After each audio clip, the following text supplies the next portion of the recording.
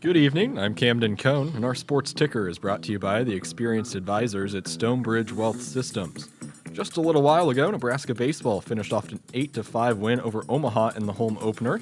Huskers got 6 runs in the first thanks to a Cole Kitchens 2-run home run, and they held off the Mavericks' rally late. Cooper Kapsky got his first win of the season as he went 6 innings and struck out 10. In other Husker news, Nebraska women's basketball star Britt Prince was named first team All-Big Ten by the media and second team by the coaches when the Big Ten Women's Basketball Awards came out earlier. Callin Hake was named Nebraska's winner for the Big Ten Sportsmanship Award, and more information can be found on Huskers.com. And finally, the Nebraska men's basketball team is in action later tonight as they take on UCLA. Tip-off is set for 10 p.m. with pregame coverage with Kent Pavelka and Jeff Smith beginning at 9 here on the HRN.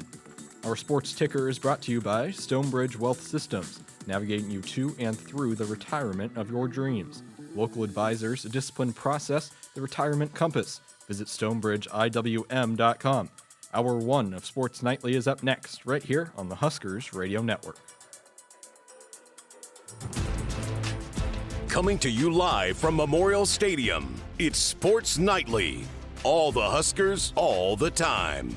Sports Nightly is presented to you by the NDOT Highway Safety Office, who remind you to buckle up and put the phone down. 38-35, Nebraska down by 3 points, opening minute, second half. Here's Bryce Sanford, pulls up the three. Got it! Bang! 4-point play chance. Bryce Sanford with a quick trigger nails the three. At top, Bojan with 8. Prince with 7, with 6.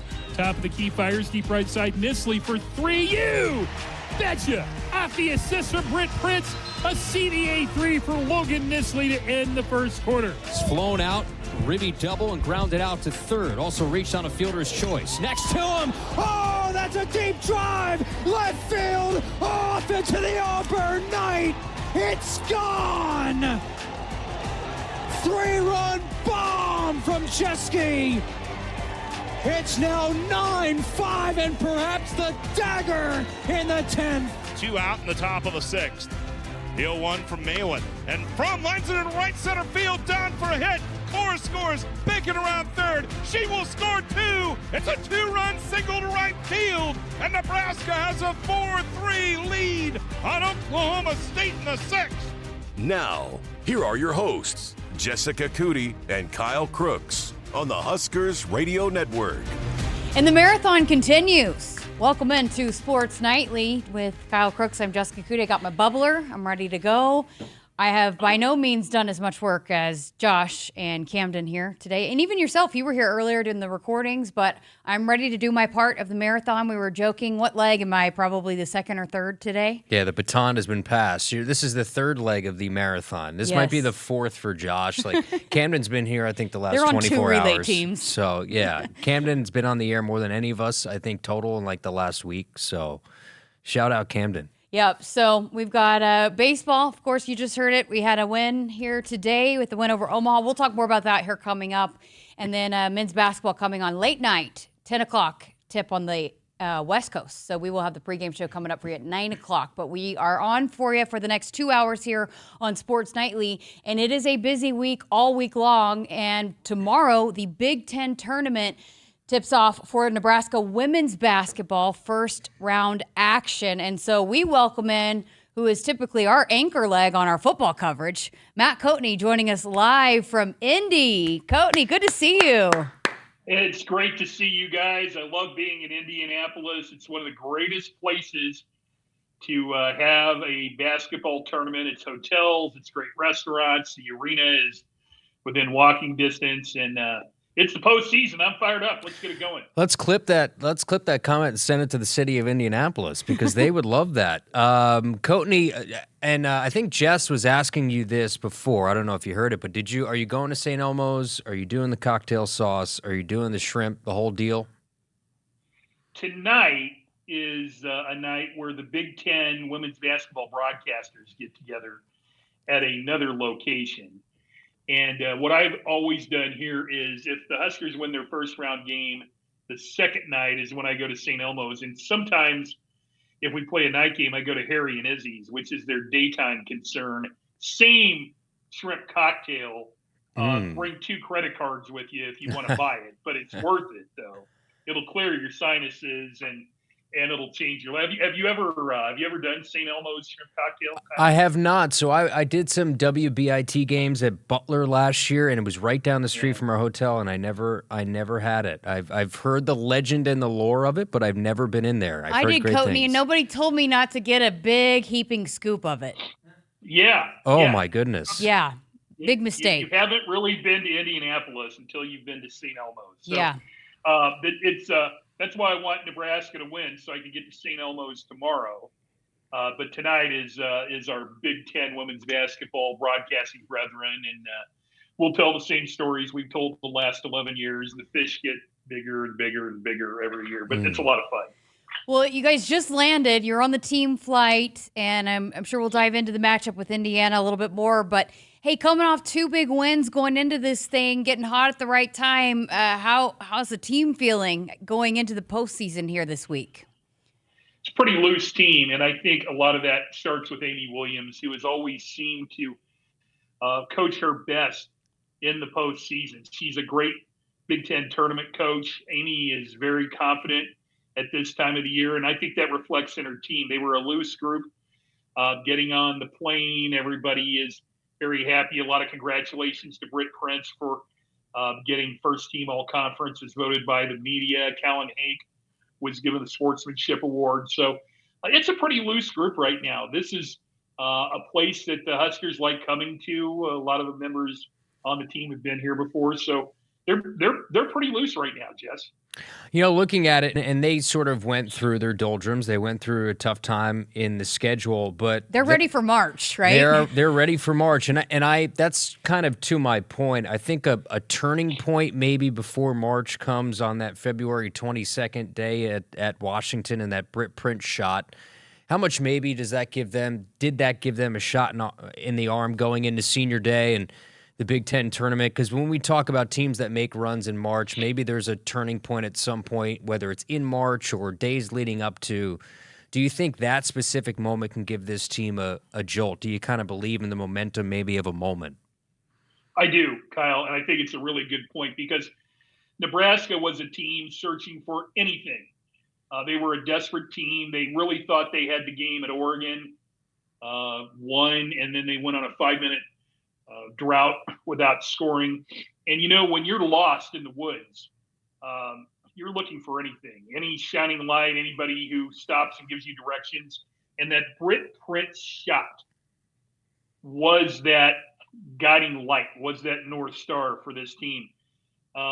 Rutgers isn't a postseason team, and I'm not trying to say beating Rutgers by a bunch is anything, but Nebraska needed a feel-good win, and I'm not sure they could have beat Rutgers in the manner they did if it weren't for the way they beat Washington. And now this team has realized that, yeah, you went through a tough stretch, but you're still the same team that is a net 25 in the net evaluation tool rankings. You're still a really, really good team, likely an NCAA tournament team. So I don't know if that would have happened without that Britt Prince shot. I think it's a good point, Kyle. I think it could be a turning point that allows Nebraska to make a run in the postseason. Coat, you and Jeff Greash know women's basketball better than anybody I know and know kind of the landscape of it and where teams stack up really from wire to wire.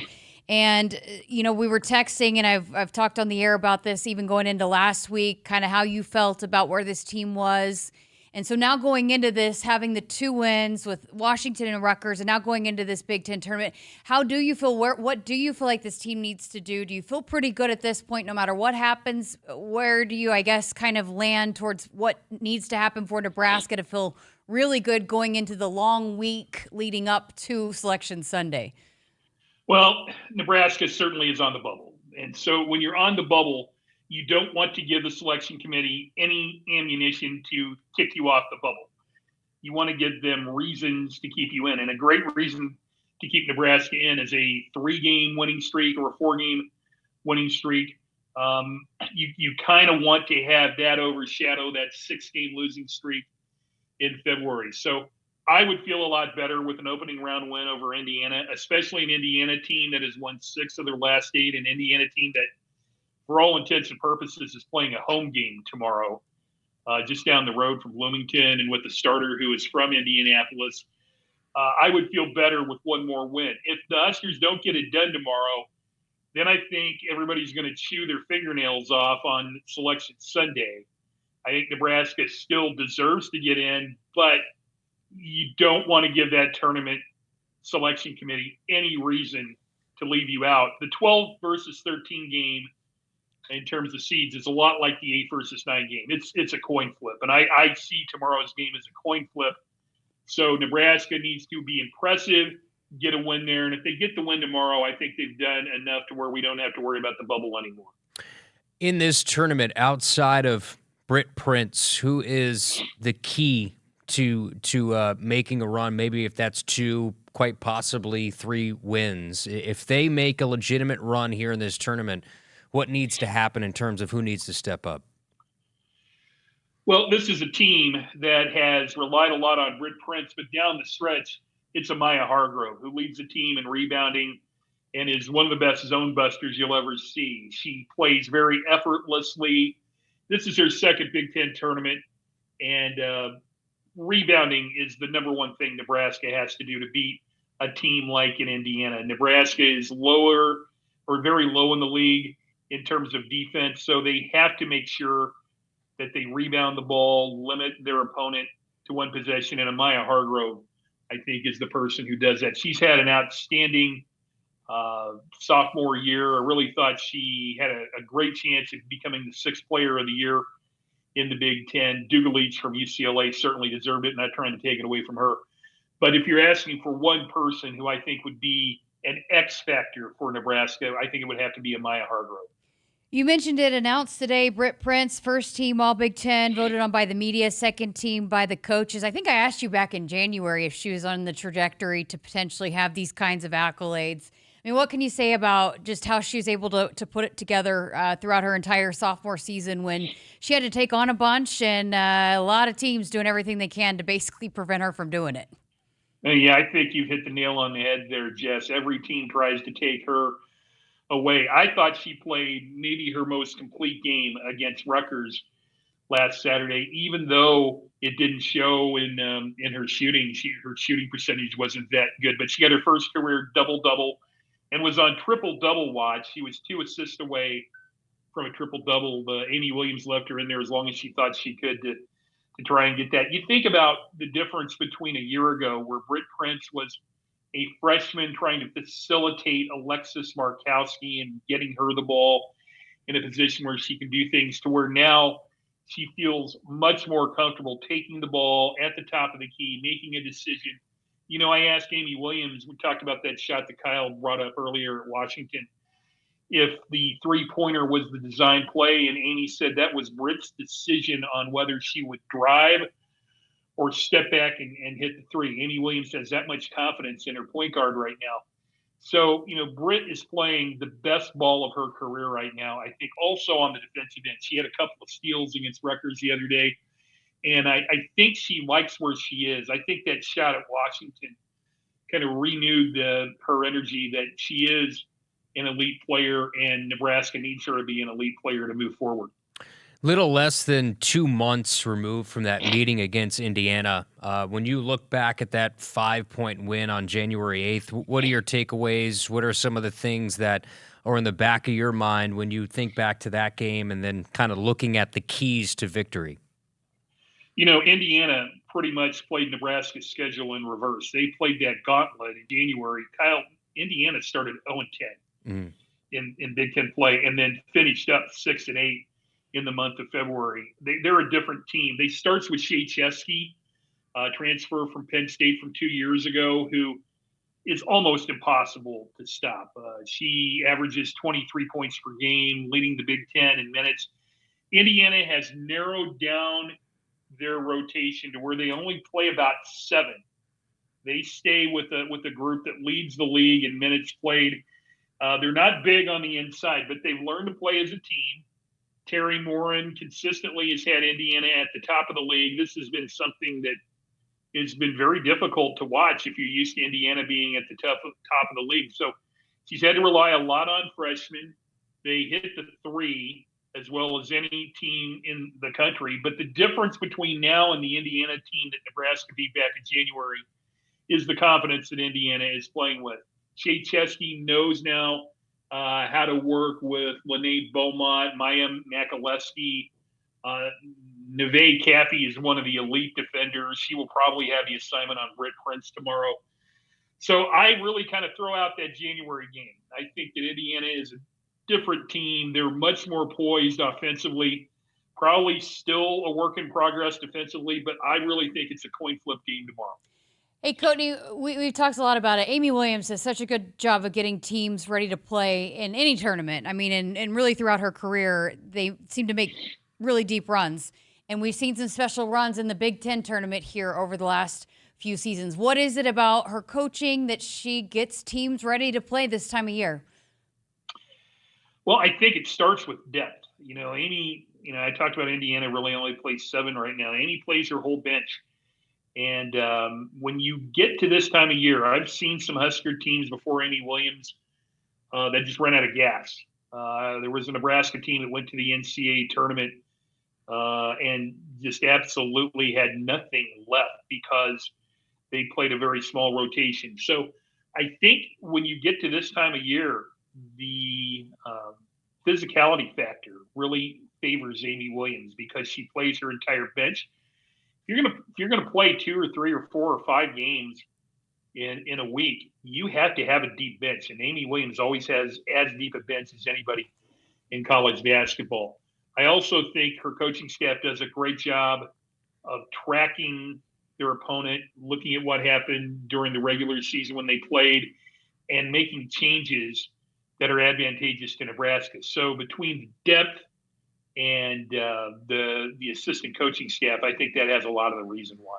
Do we have a most memorable You Betcha in Big Ten tournament history that we think back to? I think the all of them, the compilation for me of Jazz Shelley's threes. That's mine. I had to jump in and give you mine. Yeah. The crossover Jazz Shelley did on Cheyenne Sellers against Maryland at the Target Center in Minneapolis, one game before the Big Ten Tournament Championship, probably is right there. That one or Logan Nisley's 3 to end the first half against Iowa in the Big Ten Tournament Championship game. That one probably blew my phone up as much as any from fans.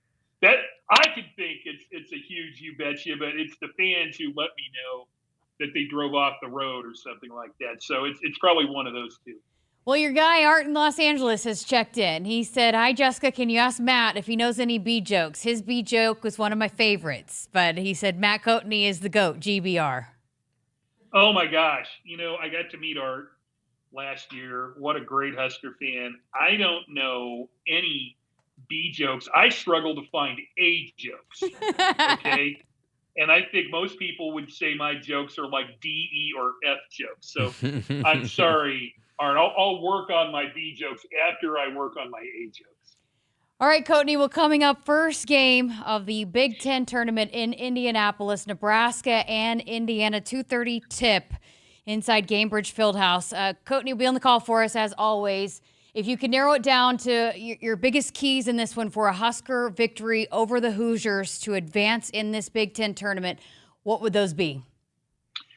Keep Indiana off the three-point line and rebound, and then after that, rebound some more.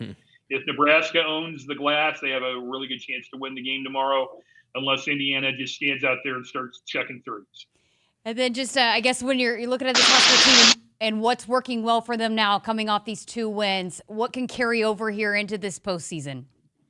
Well, I think Logan Nisley, who has played so well down the stretch, he's a junior, one of the smartest players I know. Her foot problems have kind of limited her speed, but she makes up for it with acumen. And her release right now is so quick. When she gets the ball in the corner off an after timeout play, baseline out of bounds play, look for Logan Nisley to shoot a 3, and there's a 60% chance it's going to go in. I think Logan Nisley can get hot against a team like Indiana, and if she hits 4 or 5 threes, I like Nebraska's chances against anybody. Great stuff, Coatney. Our postseason coverage of Husker women's basketball is brought to you by Aloe Fiber again. Pre-game show coming up for you at 2 o'clock right here on the Huskers Radio Network with the 2:30 tip between Nebraska and Indiana and the Big Ten tournament. Matt Coatney, Jeff Greesh, as always, we're excited to hear the call. Huskers.com, Huskers app, and across all of our affiliates right here on the Huskers Radio Network. Coatney, great stuff as always. Thanks for being here with us.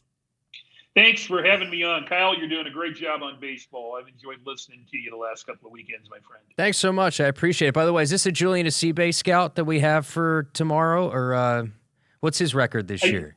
Yeah, I think he did. I haven't talked to Jade, but yeah, we'll give him credit for this one. Tell him I said what's up and that I'm rooting for him. It was his birthday last week, wasn't it? Yeah, I texted him. Yeah, he's the best of the best. So if it's his scout, we're in good hands. All right, have fun. Tell the Thanks, media Coat. folks hello. And get in bed early so that voice is ready to go, Coatney. Yeah, sure. You want me to get to bed early when Fred Hoiberg plays at 11 o'clock? Oh, yeah, that's right. And you're on Eastern time, so you're an hour later. Oh, boy. Try again about me going to bed early with Kent and Jeff coming on at 11 Eastern out here. I don't think so. Touche. Matt Coatney again joining us here on Sports Nightly. Woodhouse has been a trusted partner in your everyday since 1975. Shop for your next vehicle with the home team at Woodhouse and the official auto dealer of Nebraska Athletics. Got to get to a break. More coming up right after this. Dear weekend, Toyota trucks are raring to go. Gearing up for fall, Tundra is all in for hauling. Campers, ATVs, you know Tundra's got the muscle to move it. Going off the beaten path? Tacoma says, let's do this. With handling that tackles tough trails and the backbone to take you where the pavement can't. Both trucks pack sweet tech, posh cabins, and Toyota's legendary reliability. So whether it's a fishing trip at dawn, tailgate at noon, or a remote sunset at, sunset. These trucks are built to make every weekend epic. Find yours at Toyota.com. Toyota, let's go places. See your Omaha Metro and Lincoln Toyota dealers, Baxter Toyota of La Vista, Baxter Toyota of Lincoln, Corwin Toyota of Bellevue, or Village Point Toyota of Omaha. Hit us up on the text line. Text 402-413-2400 with your Husker thoughts. It's not a job. I don't start my day by logging in or end my shift by punching out. I don't have a corner office, but I do have a seat with a view. I get to see every sunrise and every sunset. And while I may technically be my own boss, I fully accept that I am not in charge. I'm a Nebraska corn farmer, and there's nothing else I would rather be. Brought to you by the Nebraska Corn Board. What does it mean to be locally owned and operated? For Cenex, it means everything. It means that we know if you take your coffee to go or if you like to stay a while. It means we've helped Little Leagues get jerseys and local festivals get funding. It means we know what our communities need. So you'll always leave Cenex with a full tank, full of snacks, or full of smiles. Or all of the above. And that means the world to us. Cenex, powered locally. I would have never had the chance to see my daughter become a doctor. Because my mom wore her seatbelt that day, I get to hug her when I go home. And then it clicked. Because I wore my seatbelt, I learned that one moment in time can change a person's life forever. Brought to you by NDOT Highway Safety Office. The day we were hit was the second to last day of our high school careers. We were about to graduate as best friends together. And then it clicked.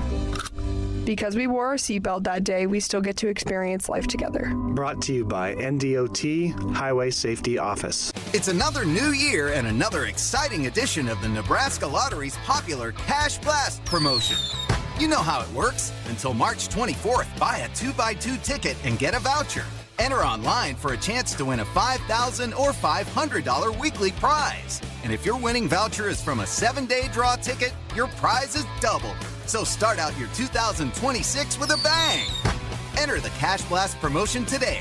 2x2 top prize odds are 1 in 105,000. From the chant of Husker power to Allo Fiber powering your home and Husker Nation, Allo is the teammate you can trust. Whether you're streaming at home with Allo Internet, watching on the go with DirecTV through Allo, or checking stats and scores on Allo Mobile, Allo keeps you in the game. Bench the other guys and team up with the official internet, TV, and mobile partner of the Huskers. Go Gig Red. Visit allofiber.com/Husker Radio. Lease the 2025 Cadillac Lyriq Luxury 3 for $699 a month for 24 months and 10,000 miles per year. Or receive up to $8,000 in savings on the 2025 Cadillac XT5 Luxury. Shop Woodhouse Cadillac today. With approved credit, tax, title, license extra. First payment $299 doc fee due at signing. Subject to current rebates and inventory. Stock number KK250401 is courtesy transportation vehicle with 2,649 miles. Stock number KK250527 is courtesy transportation vehicle with 1,323 miles. Offer expires March 31st, 2026. See dealer for details.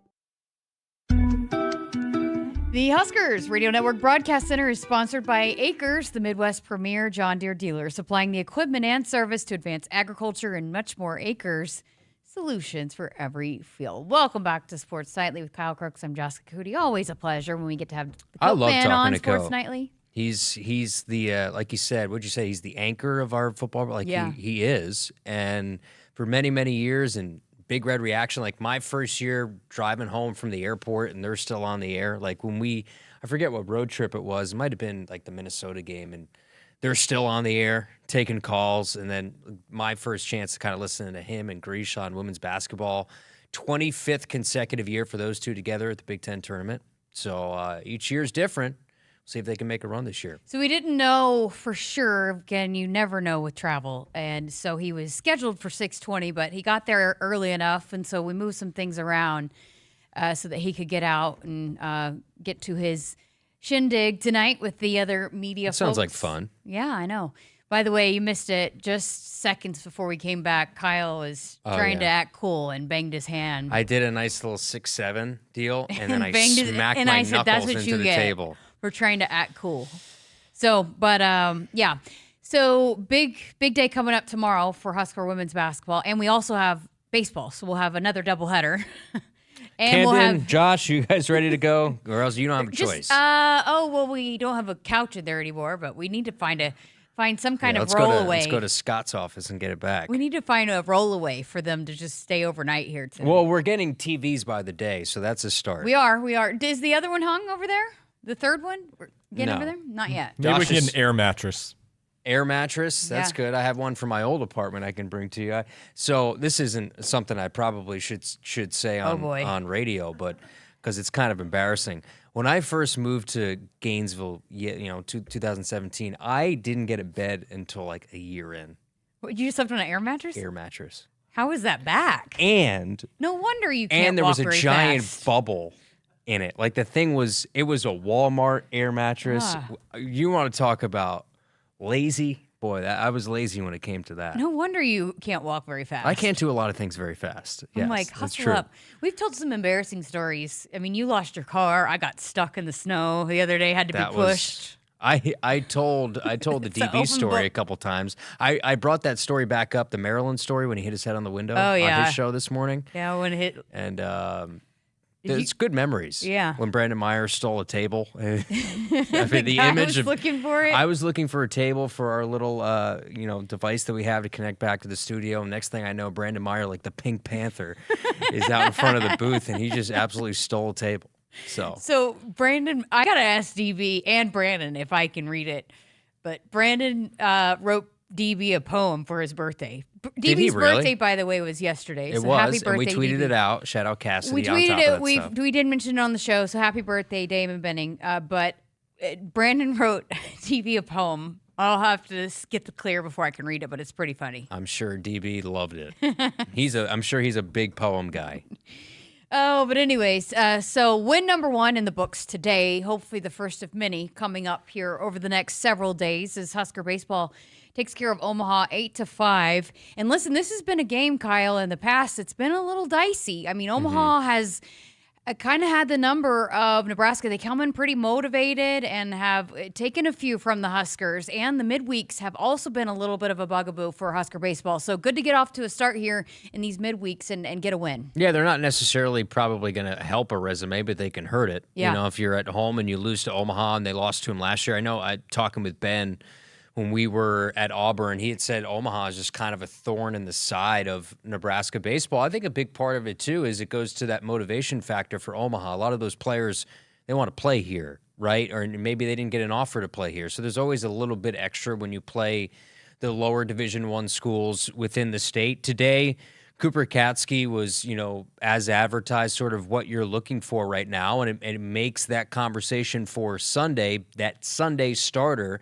continues to heat up a little bit if you take it start by start. Gavin Blackowitz did not pitch all that well against Auburn. Their weekend starters didn't pitch all that well in general against Auburn. And then Katsky today, no walks to 10 strikeouts in a really solid 6 innings. You thought that the way that game started, right? So Omaha hits the 2-run home run in the top half of the inning, and then you respond with which is typical Nebraska fashion to what they've done this year. They've responded ultra quick to other teams scoring.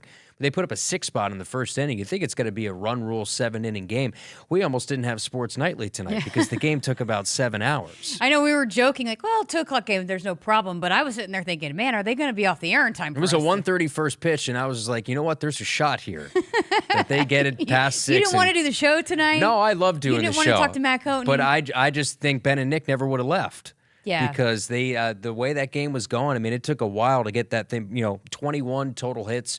I think there's some things in the bullpen that need to be ironed out. Unger gets the save today. Harrahill's been good over his last couple of appearances, but and you look at the walks too, 4 walks today to 14 strikeouts, so that's a little bit improved. And the thing about baseball is now you got to do it again. You got South Dakota State tomorrow, another team that's sort of kind of in the area-ish of guys that I'm sure want to play here at Nebraska. And it's your final tune-up, too, before Big Ten play. I mean, Michigan State took 2 out of 3 from Louisville opening weekend, who's nationally ranked.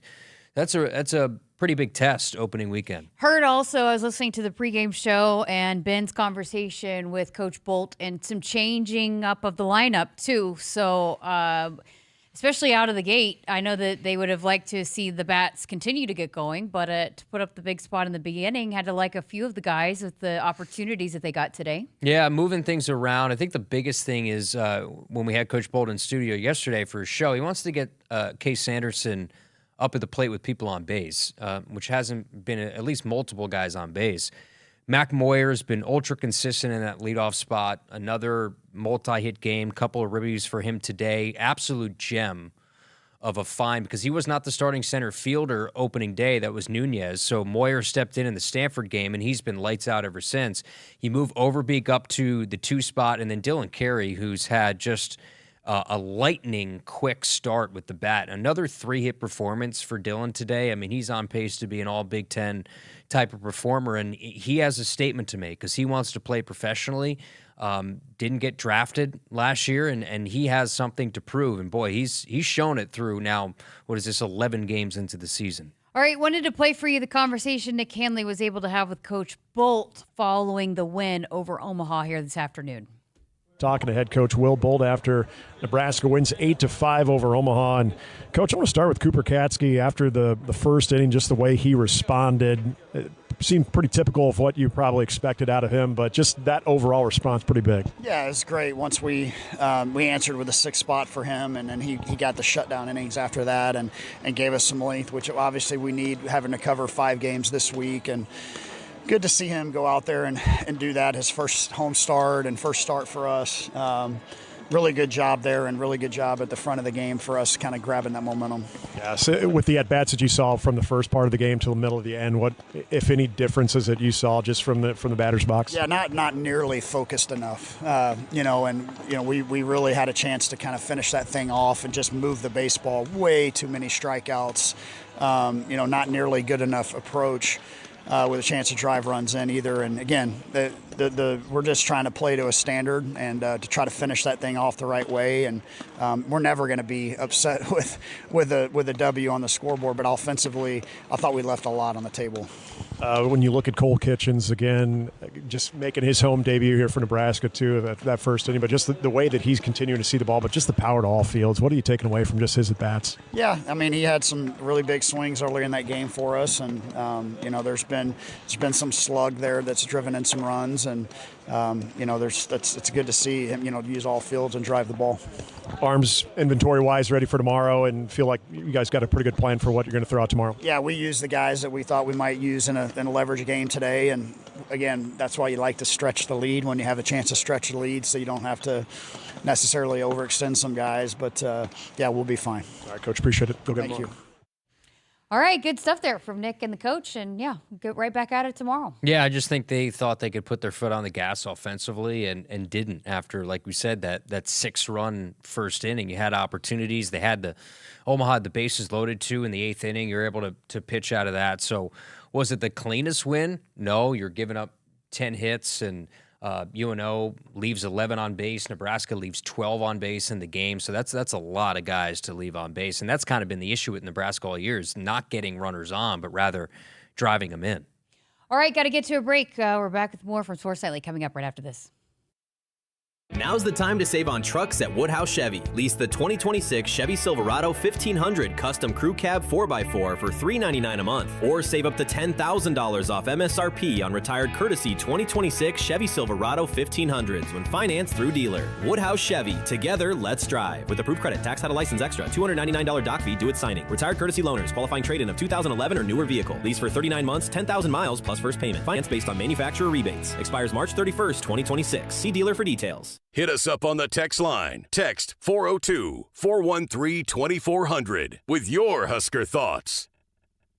Noddle Companies proudly supports the Huskers Radio Network. As a full-service leader in commercial real estate, we create thriving communities. Discover what's new in the Builders District in North Downtown, Noddle Hospitality's latest venture in Exarban Village, and the contemporary living of row house townhomes on Leavenworth. We're welcoming world-class concepts from men's fashion and great eats to gorgeous homes and green spaces, all professionally managed by Noddle Services. These are the Noddle Companies, building a better Nebraska. For more information, check us out on Facebook and Instagram. The color red means something to us. It means tough, ready, and powerful. It means our standards are high, and we expect the highest level of performance on and in the field. So while the Huskers are getting it done on the football field, you can count on Massey Ferguson tractors to get it done in your field. With its seamless CVT transmission and efficient AGCO-powered engine, you'll keep charging down the field all season long. Check out the full line of Massey Ferguson equipment at Osceola Implement in Osceola and True Ag and Turf in Falls City, Columbus, and Osmond. Once a year, a rhythm thunders across the countryside. It can't be tamed. It can only be driven. It's Ford Truck Month. Let's ride. These trucks, they haul, tow, and conquer everything in their path. So hold on tight and drive the Stampede. The Stampede is running at your Midwest Ford dealers. Get 0% financing for 60 months plus $1,000 cash on Super Duty. Get to Ford Truck Month. What does it mean to be locally owned and operated? For Cenex, it means everything. It means that we know if you take your coffee to go or if you like to stay a while. It means we've helped Little Leagues get jerseys and local festivals get funding. It means we know what our communities need. So you'll always leave Cenex with a full tank, full of snacks, or full of smiles. Or all of the above. And that means the world to us. Cenex, powered locally. It's another new year and another exciting edition of the Nebraska Lottery's popular Cash Blast promotion. You know how it works. Until March 24th, buy a 2x2 ticket and get a voucher.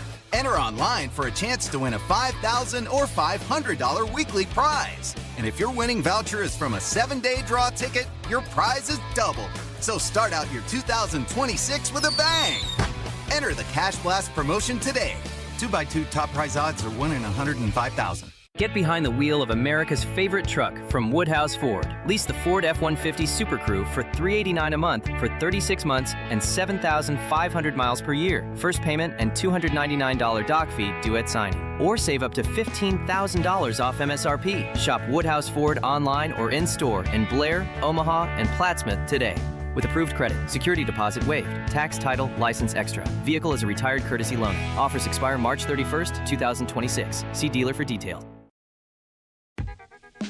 Woodhouse has been a trusted partner in your everyday since 1975. Shop for your next vehicle with the home team at Woodhouse and the official auto dealer of Nebraska Athletics. Welcome back to Sports Nightly. He's Kyle Crooks. I'm Jessica Coody, and we do have some business to attend to because last night we had our Nebraska Lottery trivia question that you asked, and we have the winner to announce. So the question was, who was the opponent of the last combined no-hitter? Combined no. Yes. That's what got, I think the that's what. Opponent. And so we had several people text in the name of the pitcher, and so we saw Jackson Brockett was a frequent answer, but it was the opponent that Nebraska pitched against.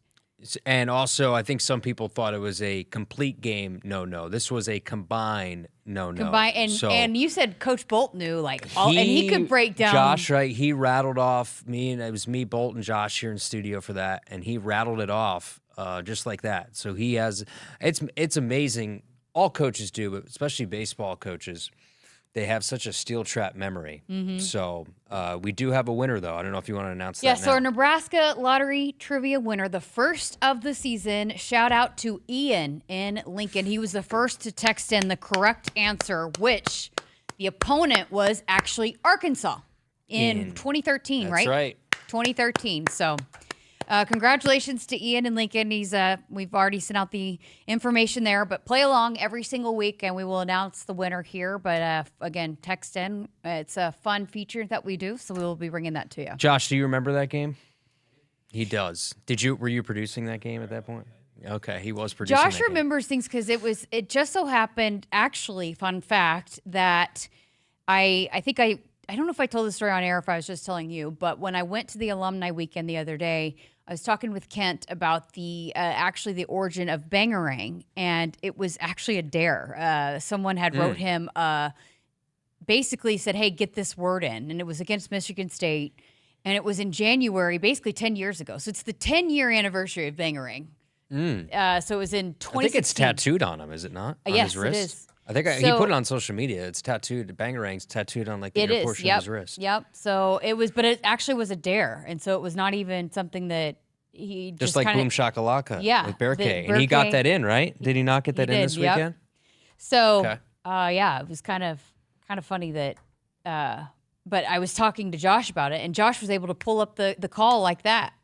So it's just the wealth of knowledge that we have over there with Josh. And soon Camden's going to be especially because you and I are not privy to that. Smart. I wasn't going to go there, but you want to go there. Soon we're going to have, it's going to be the year 2040, and Camden's kind of like the understudy of Josh, right? And he's going to have all that steel trap knowledge. He kind of does already. So yeah, we got a lot of smart people here. Yeah, that's why I wonder why you guys brought me in. Well, we have to average things out. Yeah, make it a little bit dumber.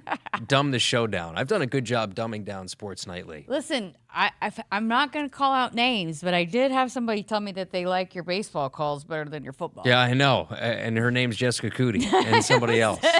It's not who I was referring to. I'll take it as a compliment. Hopefully it doesn't mean I totally stink at football. It's just that baseball's good. It's an OG on the chat. I will not mention names, but I did get a message. Still listen to football, though. By the way, spring game tickets are on sale. They're on sale.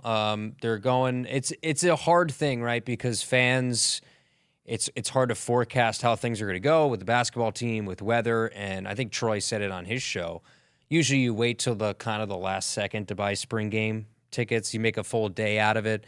Baseball is going to be home that day. Softball is going to be home that day. So if you're coming to the spring game, things are going to be spaced out where you can go to Memorial Stadium, then you can go to Hawks or you can go to Bowling. So you'll have a chance to sort of experience a lot of different things. So if you're coming for the spring game, think of it as you can have a full day, not just football, but also you have the other sports and then have a chance, hopefully, to get a chance to watch an Elite Eight game here in Lincoln, maybe in a kind of a public gathering viewing. You could do a lot here on that Saturday. No offense. We've got the big dog signed up, which, by the way, you're kind of in hot water with the big dog. Big dog better bark. Because that's one guy I wouldn't mess with, and you've poked the bear on that one. I'm the edge rusher that he just does not want to see. Yeah, okay. Yeah. But so you have, but you've signed on the big dog because I hope I am not available. We hope that you are with men's basketball. I am not here to help on the spring game. I hope it's only the big dog.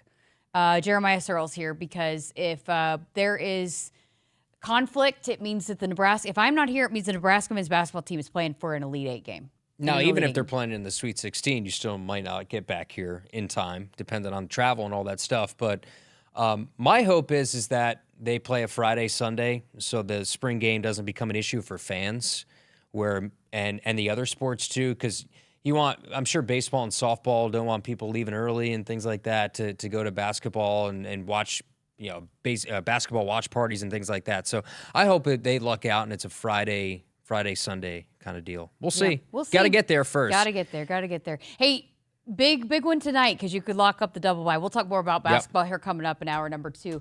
Speaking of features that we do, we've got a lot of those, as Kyle learned really quickly. Yeah. But Camden's also going to take advantage of the Brickin' for Chicken. And we've only got one more of those left, too, that you can take advantage of. I never took advantage of Brickin' for Chicken. Chicken sandwiches. I do every once in a while. But Camden's going to go in between the break here and get his chicken sandwich from Chick-fil-A because the women's basketball team, they had some bricks. They had Rutgers had some bricks. Yeah.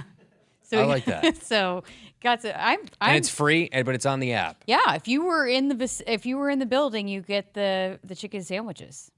So. Okay, that sounds like a lot of. Well, I know of the promotion. I just didn't know that it was something that could be cashed in from Senior Day. Someone is not a very good teammate. Yeah, teammate.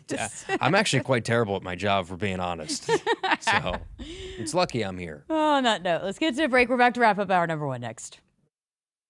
It's another new year and another exciting edition of the Nebraska Lottery's popular Cash Blast promotion. You know how it works. Until March 24th, buy a 2x2 ticket and get a voucher. Enter online for a chance to win a $5,000 or $500 weekly prize. And if your winning voucher is from a 7-day draw ticket, your prize is doubled. So start out your 2026 with a bang. Enter the Cash Blast promotion today. 2x2 top prize odds are 1 in 105,000. Hit us up on the text line. Text 402-413-2400 with your Husker thoughts. And now, introducing the starting lineup of your Nebraska Huskers. Starring Allo Fiber. At number 1, Allo Internet. At number 2, no satellite dish required. DirecTV through Allo. And at number 3, Allo Mobile. Allo Fiber, the official internet, TV, and mobile partner of Husker Nation. Level up your game and go to allofiber.com/Husker Radio. The work is dirty and sometimes dangerous.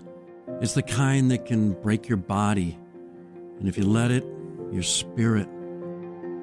But while there may be better ways to make a living, you won't convince me there's a better way to live. I'm a Nebraska corn farmer, and there's nothing else I would rather be. Brought to you by the Nebraska Corn Board. Welcome back. Final segment here of hour number 1 of Sports Nightly. Our Woodhouse text line is lighting up a little bit. So 402-413-2400 is the number if you want to be a part of the show. And also Camden has opened up the phone lines too. Look at that. If you want to call in, Kyle would love to hear from you. Nobody ever calls in. Nobody wants to talk to me. It's all right. John in Omaha. Besides Art in L.A. Yeah, he texts in. Thankfully, we are so glad that he texts in every day now. But John in Omaha said, I know Nebraska has often been referred to as a football state, quote unquote, but is there a better time of the year than this? Postseason basketball and baseball and softball. Love it. Go Big Red, John in Omaha. Yes, and I'll add to that a little bit.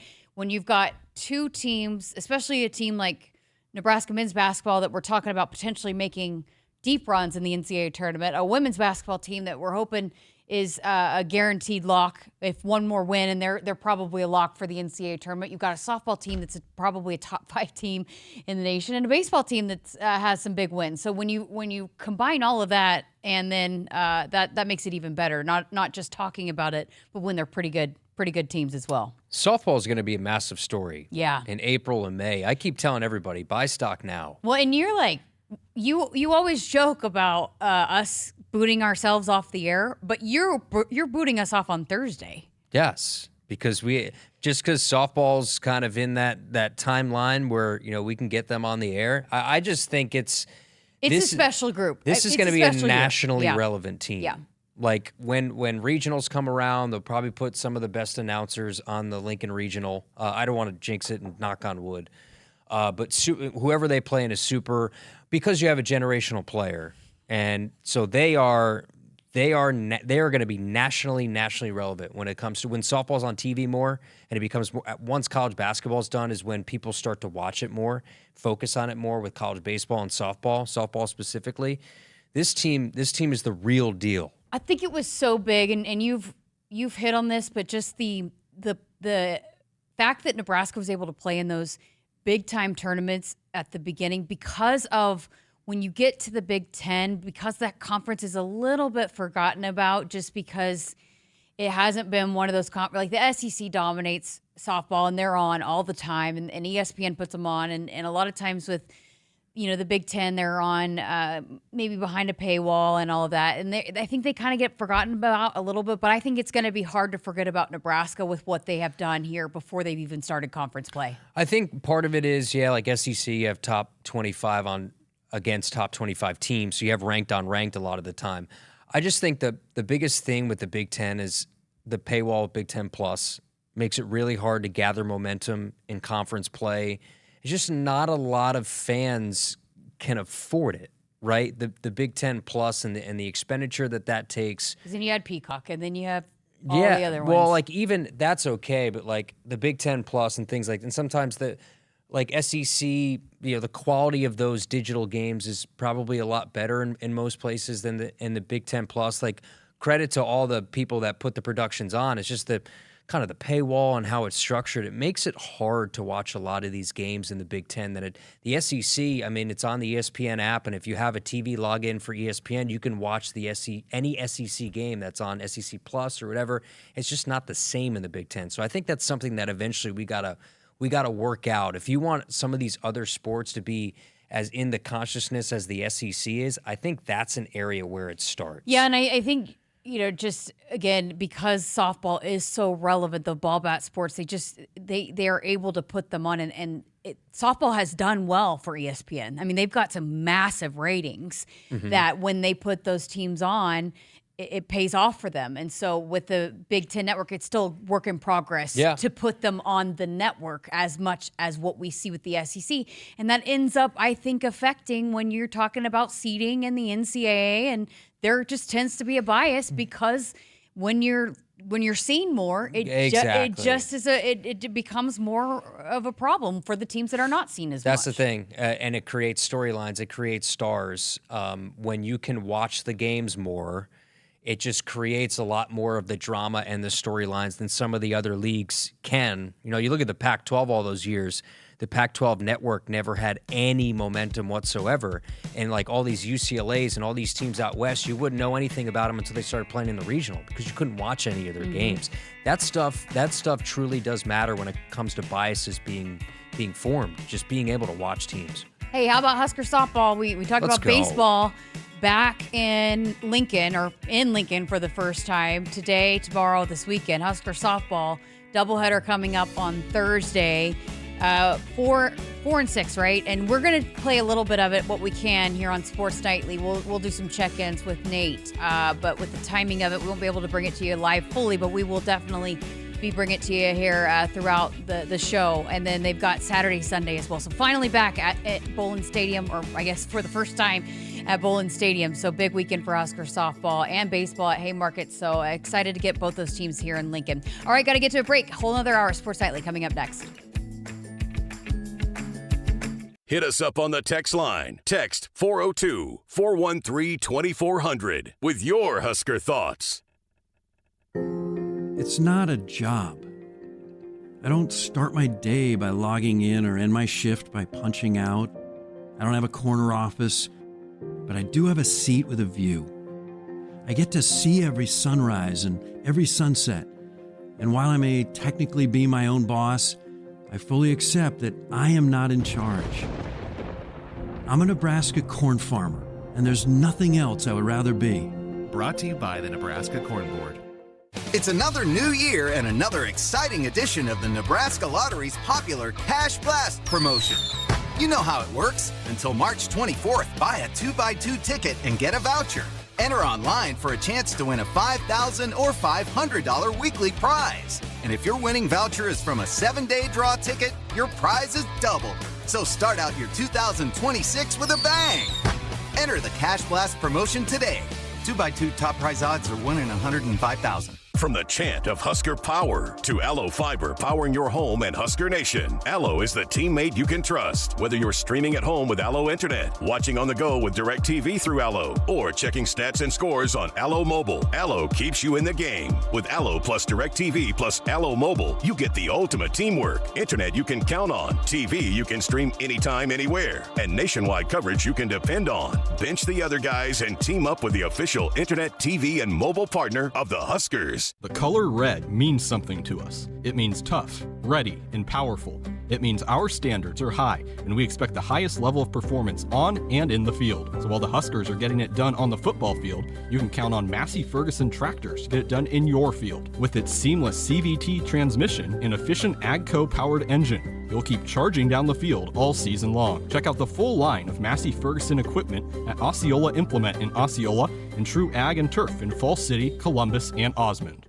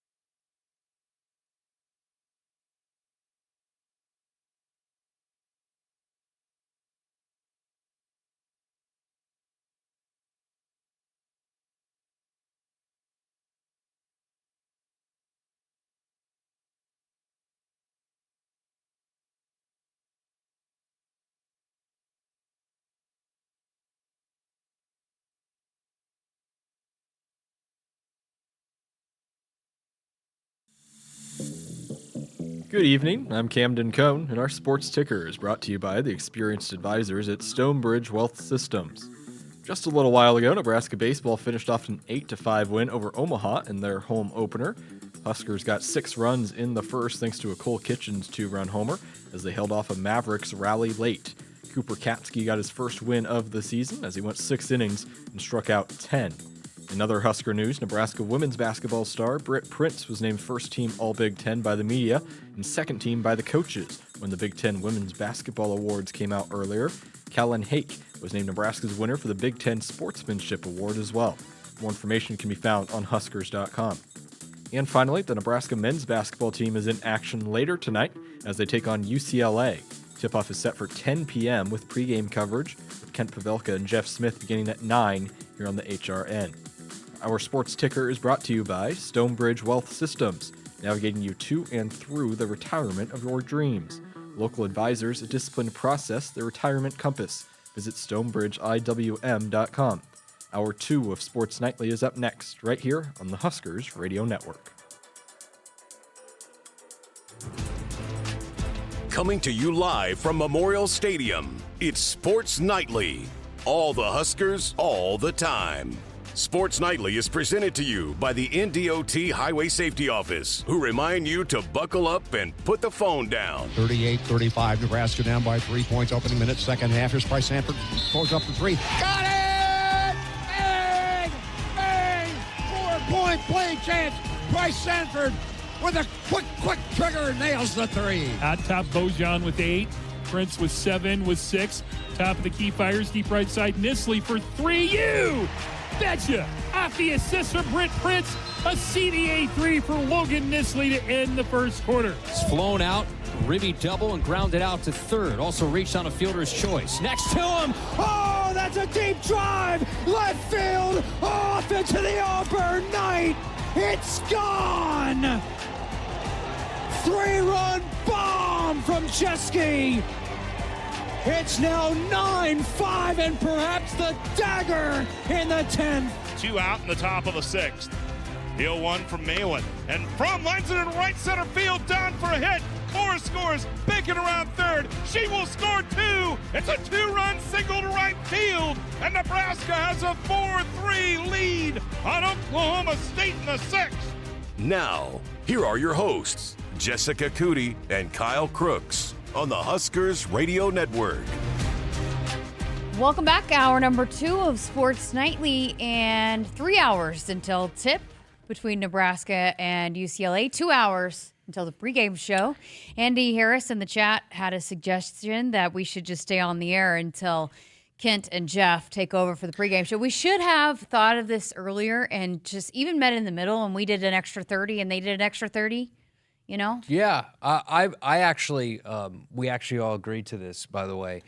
It's going to be the Coody solo hour. Oh, when did we agree on that? You didn't. We did. Oh. So you can call 8 to 9 Central Time, Jessica Coody solo, talking all things Husker sports. I'm going to call up Nate Rohr to help. Nate Rohr, you call up Nate Rohr, talk get some him on the Husker air. softball. Okay, he could fill up an hour. He's had to fill some time. Yeah. That would be so I think if you have to phone a friend on fill in an Nate hour. Rohr would be your friend? Probably my number one friend. Yeah. Coatney would be up there too, but Damon Benning would also be up there because DB can talk a lot of sports. But, because Nate has to do basically everything by himself anyways. And then also there's not very many, the breaks aren't very long with softball. So, I mean, you're used to that, but. You know what fascinates me is many things about DB, but the way that he knows so many things about just like Netflix shows or what happened in baseball or what happened in hockey. I always say to him, how are you watching this? It's not even just the sports, because people can be all in on sports, right? It's part of his job. But it's like when he knows stuff about shows and Netflix shows, and I watched a full series last night. Like, what are you talking about? Because then he'll say, like, I watched the whole Royals game or this, that, and the other. Or the Dodgers. He's a huge Dodgers fan. I'm like, where do you, but he doesn't sleep. So he doesn't sleep, but I do think he has multiple games on at once. And I think he goes back and watches games. So I think for me, I usually don't like to watch 2 games at once. like to watch one, especially, and I don't watch a lot of games outside of the Huskers. So you're not a YouTube TV quad box person then? No, I'm not. So, and you wouldn't be good with the NFL Red Zone then. You'd be too much. Yeah, it's too I'm overwhelming. I hear too ADHD for that. Like I can't focus on. I mean, I gotta focus on one thing. So you're not a big sports bar person then. You probably just get too. Yeah, I'm watching one game. Yeah. Okay. I gotta stay locked in on one game. Sam in Omaha. Jessica should do the Coody hour every night from 8 to 9. No, I don't think. Can Sam, we come up with a better title? You know, I think Coody hour. We'll have it before Jess goes on the air from 8 to 9 Central affiliates. No, we're only kidding, affiliates. Please don't stick around for that hour. But we can come up with a really good name. If we come up with the right name before the end of the show, then Jess will have to do an hour solo. I don't know about that. So YouTube chat, Shane, Crypto. Maybe I'll help her for this one. Only this one. And we guarantee 10 shows a month where it's just her for an hour. 10 shows a month. We barely do 10 sports nightlies a month. We don't pay her an extra dollar. We maybe do like 5 sports nightlies right now. Nowadays, that's why we need more Jessica Coody. We have time to fill. This is for all the time that we didn't have a chance. I do my extra hours by myself in my office when I talk to myself. Yeah, I'm sure you do. We should, though, maybe think of some segments like that we should add moving forward. Like, I don't know, like a review segment of the restaurant, which I know Ben and Damon basically do that the first segment of their that's pretty much pregame show. Yeah. The Husker game day is essentially what we did the night before. It's just a Friday night recap. Yeah. I like that. I like maybe introducing some sort of pop culture segment into it. Whoever that person is behind the board, maybe the top 3 pop culture stories to see if I know what's going on outside of sports, because I'd probably swing and miss at a lot of topics that are out there in terms of pop culture. Just maybe having some of that flavor. I think the audience would like that. And I mean, you're the one that acts this, but joke of the week, you know. Yeah. Boy, joke of the week is dead and buried. Holy smokes. Jessica, that was about a week of me coming on the job, and all I heard was joke of the week this, joke of the week that. It just can't sustain. I was for the people. I was in the back rooms fighting. Having arguments over joke of the week. Kyle, that's false. That's Art in false narrative. Art in LA just wants his B jokes, and we can't give it to him now. This I can get bored with. 60 Minutes with Jessica and Sunny. If Sonny's involved, yes, we can make it 2 hours. Forget about our pregame show tonight. We'll go 2 hours, and then just get it to him at tip-off. Oh, okay. Let's get to business here. Did you go off to practice today? I didn't make it out there today. You are slacking. I really am. If this was 6 months ago, you weren't missing a second of practice. Yeah. So I actually started, though, spotting charts. I'm trying to figure out how to prepare for the spring game because it's not like a normal thing. It's probably harder to prepare for a spring game than it is for a normal game because you have a 2 deep and things like that. But this, you have to have something on everybody from the roster. So for me, I'm creating tabs for each position group, and I'm trying to figure out, okay, what are my charts going to look like on a spring game day? And we have now, 25 days to kick off? So that is what my day was starting that out. I don't know why you're laughing. It's not funny. The suggestions of the show? Of the Jessica shows are getting a little... I'm telling you, if we find the right title of the show, Jessica is contractually mandated to do an hour. Commercial break, and maybe we'll read Jess and Josh from 8 to 9. Lock in, Hilkeman. It's your time, pal. Oh boy. Well, hey, tomorrow though, the quarterbacks are set to talk, and also running backs. So 2 of the big storylines are going to hear from, I think, Coach Thomas, also Coach Barthel. So that's pretty big. Oh, you know what's funny, too? For the second time in my apartment complex, the elevator doors opened up, and it's just me and E.J. Barthel staring at each other. For the second time. Did he know who you were? Yes, he did. Oh, geez, Jess, yes. He knows. I told him, we got to get you back in studio for an interview. He scoffed at that pretty quickly. But I said, Jamal Rule is a stud. Yep. He agreed at that. And I mentioned Quentin Ives kind of looks a little, it's sort of the things we talked about. I told you I talked to him because I saw him last week when I was doing the interview with Coach Yelk, and he was kind of the last guy leaving, and I said the same thing, and he's a big fan of Jamal Rule, and then he said definitely because we thought Quentin Ives looked a little trimmer, and he said he's not lost weight, but he's definitely trimmed down, especially in the legs. So yeah, he just looks a little slimmer, like we said. Again, changed his number up this year. That was one of the things that we watched when we went to practice last week, was just that group, Mackay and Isaiah Mosey. He's ultra quick. Dude, I got to tell you a funny story about Isaiah Mosey. He runs a touchdown in, and I'm at practice with Damon on Thursday, and as Mosey runs into the end zone, Mosey turns over and waves at Damon as he's crossing into the end zone. Dang. It's kind of funny. Damon has a lot of good relationships with the players. Does. I guess they come by and I don't know if they eat at Damon's house or what the deal is, or if they go over Caleb's or whatever the case is. But I know he has a good relationship with Mosey and Mackay. He's probably one of the biggest Mackay fans that there is.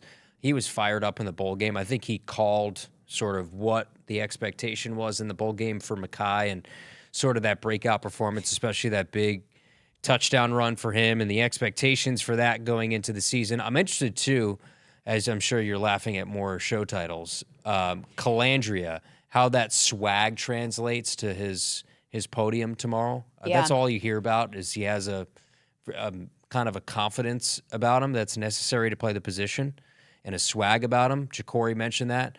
I'm interested to see kind of how he answers the questions and what he's like at the podium. Yeah, it'll be interesting. I'm also just going out to a couple of practices and just kind of seeing from the practice we were at on Tuesday and seeing just the differences from Tuesday to Thursday, and just how it continues from what the beginning of it looked like to the end, how it continues to evolve. Because I think, and it's usually the case, the defense was a little bit ahead of the offense, but as the offense continues to kind of get clicking and all of that, I think it'll be interesting to see how they battle it out by the end of spring. But I really like obviously what Coach Orch is doing and some of the pieces that they've added to this defense. Yeah, linebacking core, just the amount of newness to, I'm going to create a word, newness to the linebacking core, what you brought in the portal, how those guys, that was another thing I said this morning with Damon, where I think the most improvement, what position group outside that you need to see the most improvement outside of maybe quarterback and defensive line, the two big ones that we always talk about.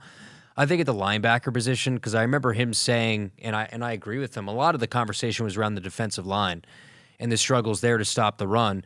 When you lose a guy like Javen Wright, I think there was an emphasis, there needed to be more emphasis on getting better on the second level of the defense, and they clearly did that with the amount of additions they had in the portal. You'll get some guys back that are healthier this year, and then a Vincent Shavers who hopefully, he was banged up a lot of the year, played with a club on his hand through a large portion of the year, what kind of season that he has. So I'm very interested to see kind of what the linebacking core looks like. Okay, so we've talked baseball, we've talked women's basketball, we've talked softball. We'll talk women's basketball again coming up next segment, then back to football, and then I do want to talk men's basketball here coming up in just a few minutes, as we got a big one coming up tonight because, hey, win tonight, and they've locked up a top 4 seed going into the Big Ten tournament. Triple by now, right? Yeah. So we'll talk about that. Lots to get to here still coming up here in Sports Nightly, so keep it here as we're going to hear from Callin Hake coming up here next here on Sports Nightly. Woodhouse has been a trusted partner in your everyday since 1975. Shop for your next vehicle with the home team at Woodhouse and the official auto dealer of Nebraska Athletics. Born with power, tested by time. It's Ford Truck Month. Woo! And this is Ford F-150, part of F-Series, America's best-selling trucks for 49 years straight. Hop in and drive the Stampede. Get $6,750 cash or 0 for 60 with 0 down and no payments for 90 days, plus $1,000 cash on F-150. Get to Ford Truck Month. Hit us up on the text line. Text 402-413-2400 with your Husker thoughts. The color red means something to us. It means tough, ready, and powerful. It means our standards are high, and we expect the highest level of performance on and in the field. So while the Huskers are getting it done on the football field, you can count on Massey Ferguson tractors to get it done in your field. With its seamless CVT transmission and efficient AGCO-powered engine, you'll keep charging down the field all season long. Check out the full line of Massey Ferguson equipment at Osceola Implement in Osceola and True Ag and Turf in Falls City, Columbus, and Osmond. I got to see my brother get married. I would have missed my dad's birthday. Because I wore my seatbelt, I had the privilege of being part of his special day. I got to go home and see my family again. Does it click yet? Brought to you by NDOT Highway Safety Office. I would have never had the chance to see my daughter become a doctor. I was able to go to my brother's graduation. I wouldn't have adopted my first pet. And then it clicked. My seatbelt saved my life. Does it click yet? Brought to you by NDOT Highway Safety Office. Find a truck that's ready for any task at Woodhouse Buick GMC. Right now, you can save up to $10,000 off MSRP on the 2026 GMC Sierra 1500 Elevation Crew Cab 4x4. Visit us in-store or shop online at WoodhouseBuickGMC.com today. Woodhouse Buick GMC. We are professional grade. With approved credit, must own and trade in a 2012 or newer vehicle. $299 doc fee due at signing. Offer applies to select stock numbers. Offer expires March 31st, 2026. See dealer for details. From the chant of Husker power to Allo Fiber powering your home and Husker Nation, Allo is the teammate you can trust. Whether you're streaming at home with Allo Internet, watching on the go with DirecTV through Allo, or checking stats and scores on Allo Mobile, Allo keeps you in the game. Bench the other guys and team up with the official internet, TV, and mobile partner of the Huskers. Go Gig Red. Visit allofiber.com/Husker Radio. The work is dirty and sometimes dangerous. It's the kind that can break your body, and if you let it, your spirit. But while there may be better ways to make a living, you won't convince me there's a better way to live. I'm a Nebraska corn farmer, and there's nothing else I would rather be. Brought to you by the Nebraska Corn Board. Once a year, a rhythm thunders across the countryside. It can't be tamed. It can only be driven. It's Ford Truck Month. Let's ride. These trucks, they haul, tow, and conquer everything in their path. So hold on tight and drive the Stampede. The Stampede is running at your Midwest Ford dealers. Get 0% financing for 60 months plus $1,000 cash on Super Duty. Get to Ford Truck Month. The Huskers Radio Network Broadcast Center is sponsored by Akrs, the Midwest premier John Deere dealer, supplying the equipment and service to advance agriculture and much more. Akrs, solutions for every field. Welcome back to Sports Nightly. Again, Nebraska women's basketball kicking things off in the Big Ten tournament coming up tomorrow, 2:30 in Indy. And Callin Hake will be a big, important piece as she has been all season long. A senior that celebrated Senior Day last Saturday before I guess after the game. It's different with men's and women's. But it's a rare story, Kyle, in that she's been an athlete that has spent her entire career at a place and has been very loyal to Nebraska. Yeah, and she's done so many things outside of hoops, right? Yes. Like the impact that she's had on this athletic department and this program, like you said, the rare loyalty that it just doesn't exist a whole lot in sports now, and just a very special person to have a part of Nebraska athletics. Were you as involved outside, well, I guess in all the different things as she is? I was involved in the college radio station, and that was it. That's all I needed. She's impressive, and you heard Camden have this in the ticker in addition to Britt's announcement of the first team All Big Ten announcement. Callin Hake is the Big Ten Sportsmanship Award winner. I think there's going to be lots of awards coming for Callin here as she closes out her career as a Husker. But hey, she's all focused in on one day at a time and helping this team win as many basketball games as she can and prolonging that career and that time in the Husker uniform. But I had a chance to chat with her ahead of Senior Day about her career and just what it has meant to her these past 4 years here in Lincoln. Well, again, want to talk about your journey, and I want to go back to something that I asked Logan Nisley about you back, it was back, I think, in December, and I asked her what What is your best suit, offense or defense? And she actually said your consistency, how you are every single day. And Amy Williams has said you've been that this whole year, is you have been the epitome of consistency. How have you been able to go about every single day just kind of being that consistent presence for this team? Yeah, I take a lot of pride in that. I really try to like compartmentalize in a way my life. Like when I get to practice, like my full focus is practice and just being where my feet are. And I think that just helps me to be consistent. I think a lot of that just like I carry myself with a lot of joy, and that comes from my faith. And yeah, just I can bring that to the team. That's something I can control every single day. And whether I'm having a bad day, I'm not going to make that my teammates' fault or make that have a bad practice. And so, yeah, just that consistency is something I've prided myself on for over 4 years. And yeah, that's never going to change. So has that been your entire career, or have you had to kind of learn how to be that way? I think I've had to learn to be that way. If you ask my dad, who was my coach growing up, I definitely was a little bit more moody, or, maybe if he said something and I didn't agree with it, I'd let him know. But I think just learning to be consistent and just bringing that every single day, like consistency builds trust. And like, I want my teammates to trust me. I want my coaches to trust me. I want my peers to trust me. And so I think consistency is just a great way to build that trust. So Amy was telling us about at the end of your freshman season, you guys had your end of season meetings, and you guys talked about your assist to turnover ratio and how much that needed to improve and how much it has over the last 3 years. What do you remember about that conversation and how you were able to attack that and get to where you are now, to where it again, going back to that consistency, that has been such an area that has improved so drastically from your freshman year? Yeah, I remember my freshman year, I was not pleased with the numbers that I was looking at after that season.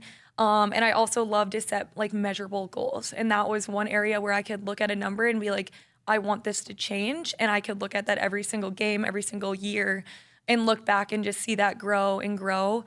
And so that's been fun for me, whether that's being more dominantly on the point or off the ball. That's kind of changed throughout my career too. And so whatever it takes for this team to win, I was always going to do it. And so that's been a fun goal, just to see that steady growth throughout my 4 years here at Nebraska. How has that improved for you? I mean, how do you go about improving in that area where you are kind of eliminating the turnovers and growing the assist numbers? I would say I really took pride in just my approach and preparation in every game, whether that was watching practice back. I remember my sophomore year, Jazz Shelley and I kind of had point guard class with Coach Keller, and just spending a lot of time in the film room, whether that was watching like older players like Sam Hybe play the point, or just our Jazz and I play the point, and just being able to learn in the film room.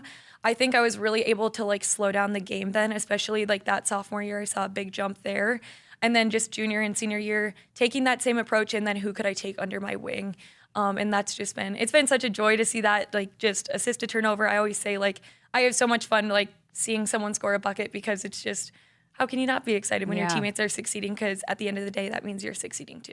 Absolutely. Well, also, Coach Williams said you're probably going to leave here as the leading charge taker in this program, which has also been something we've seen you do. Matt Coatney on the Huskers Radio Network talks about it every single game, I feel like. But we've talked about this before, but how has that become such a big part of your game and what you provide for this team? Yeah, absolutely. I pride myself on my defense, because I know when my defense goes, my offense goes along with it. The charge, I don't really know how the charges started. I've never been afraid of contact, I can tell you that. But I think I just always knew that could kind of be like my superpower. I wasn't going to be a shot blocker. I wasn't going to be the most physical or the most athletic. But I could outsmart you with that preparation and kind of knowing your tendencies. And I think it's a great way of building trust. If your teammate gets beat and you can be there to take a charge for them, and then they're the first person to help you up, that's great.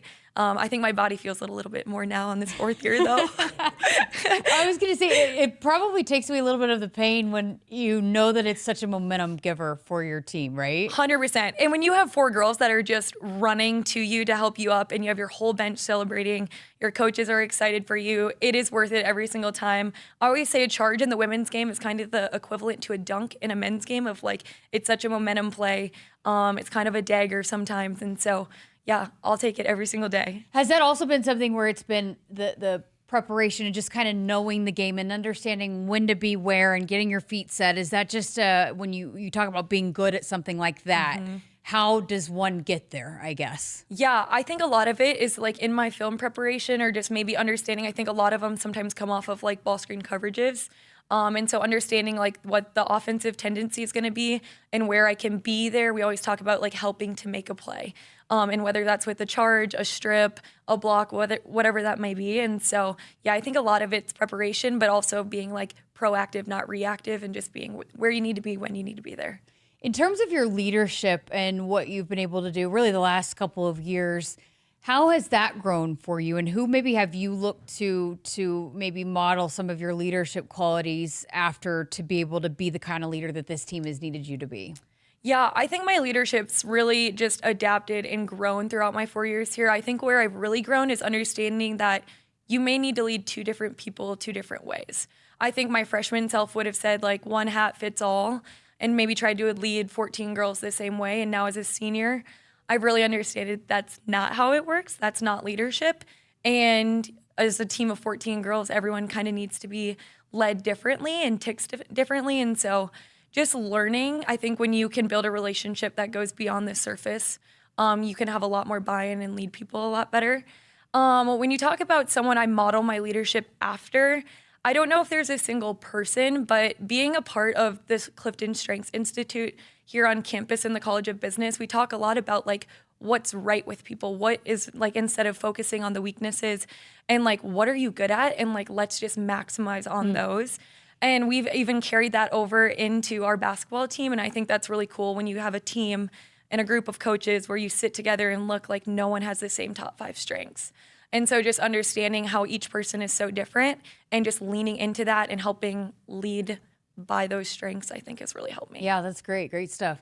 So when you go into this year, and you guys have had adversity, I really feel like throughout, you know, we talked about what you battled through here over the last couple of months, having to face the gauntlet of the Big Ten, but even going into the season, not having Allison Widener, not having Natalie Potts, and you know, what was it about this team that you said, it doesn't matter, we're going to go into this year and we're still going to, you know, attack the season like we have them? How did you guys approach it to where it didn't matter, we're going to go to battle with who we have and put ourselves in a position to do what we're going to do no matter what?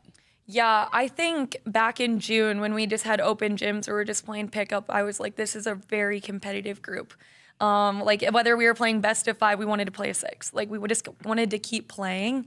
And I think we knew we were going to be battle tested back in the summer. And then of course, as the game of basketball unfolds, you never know what's going to happen. But being able to just stay resilient, and when adversity did hit, like we can all go our own way or we can lean into each other. And if it's not going right for you, how can you make it go right for someone else? And I think we've really bought into that this season. How do you feel like you've grown the most? Let's start with just as a player, from when you stepped on campus as a freshman to where you are going into senior day here this Saturday. Yeah, I would say basketball-wise, like the defensive end of the game, I think that was something in my end of the year freshman meeting where I was like, I need to get better. I need to be a better on-ball defender. I need to be where I need to be when my teammates need me to be there on the defensive end.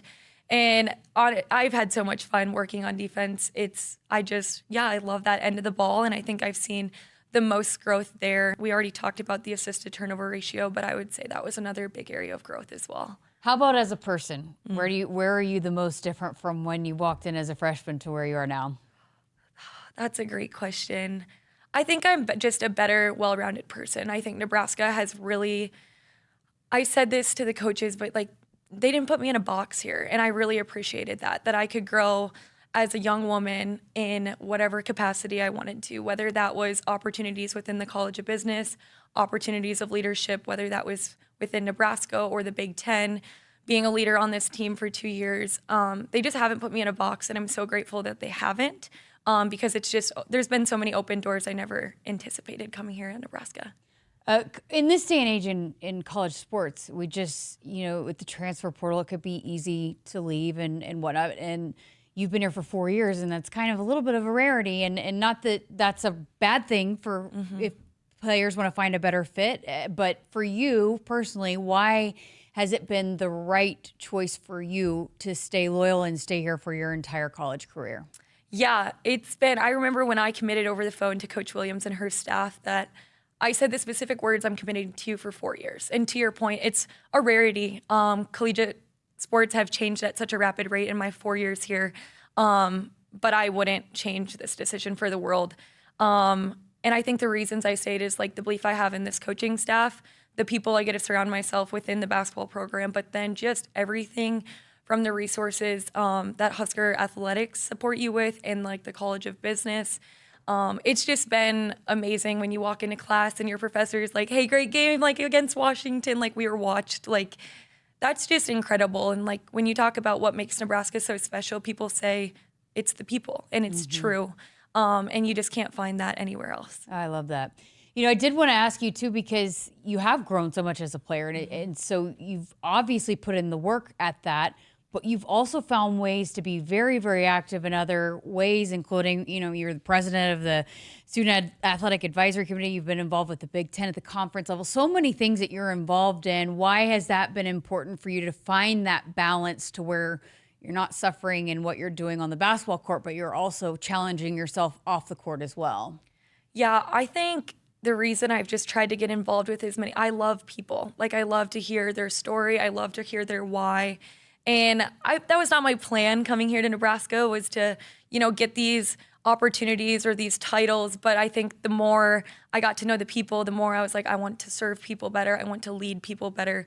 And these opportunities and these doors were kind of just opened in front of me. And I was just excited that people encouraged me to seize those opportunities. And I'm so thankful that I did, just because the people I've gotten to meet, the relationships, the tables I've gotten to sit at, maybe being the youngest, maybe being the only female, maybe the most unqualified, but just the wisdom and the knowledge that I've gained from those meetings has just been incredible. And I'm so thankful for all those opportunities. When you talk about just working here with the athletes here at Nebraska first, what have you learned in being in that role, being at the president, the SAC president here, and being able to kind of be connected to so many different student athletes? What have you taken away the most in that role?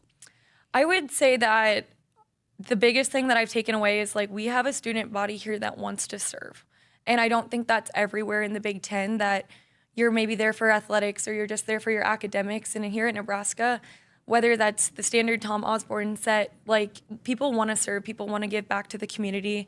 And that just makes my heart so full. And like, it just makes the responsibility of serving these student athletes so fun, is just, what more can I do? And that's a consistent question that we're getting.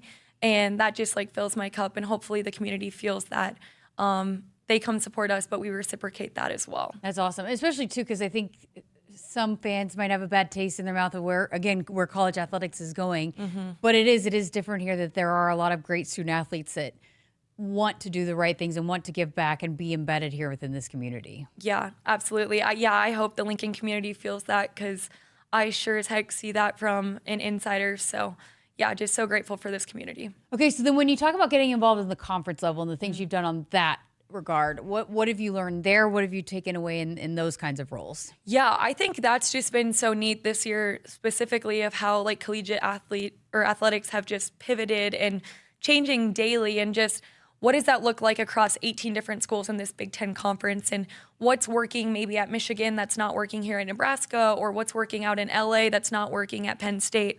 And so just being able to have those wide variety of perspectives and being able to voice those concerns, voice those things that are going so well, and then just bounce back and forth and see how you can implement that. And I always say, like, I want Nebraska to be the school that's like cutting edge and people are looking to. And so how can we keep Nebraska at the forefront of the Big Ten and just the conference as a whole?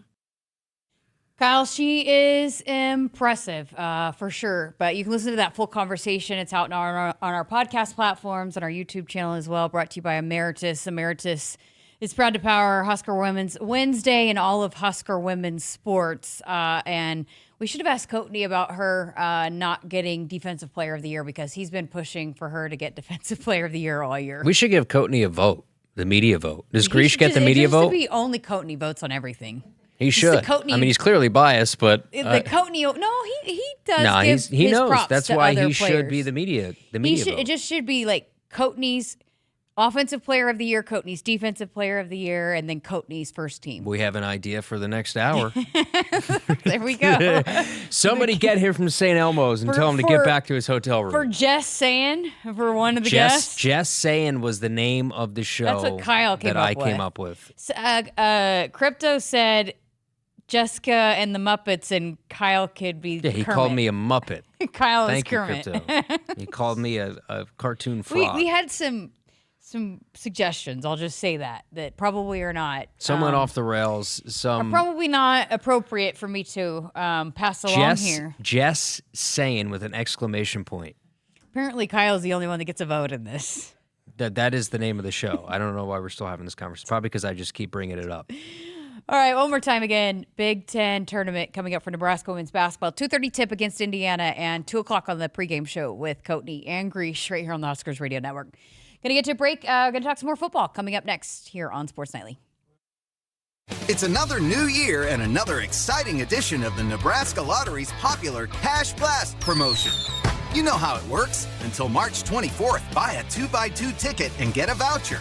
Enter online for a chance to win a $5,000 or $500 weekly prize. And if your winning voucher is from a 7-day draw ticket, your prize is doubled. So start out your 2026 with a bang. Enter the Cash Blast promotion today. 2x2 top prize odds are 1 in 105,000. Hit us up on the text line. Text 402-413-2400 with your Husker thoughts.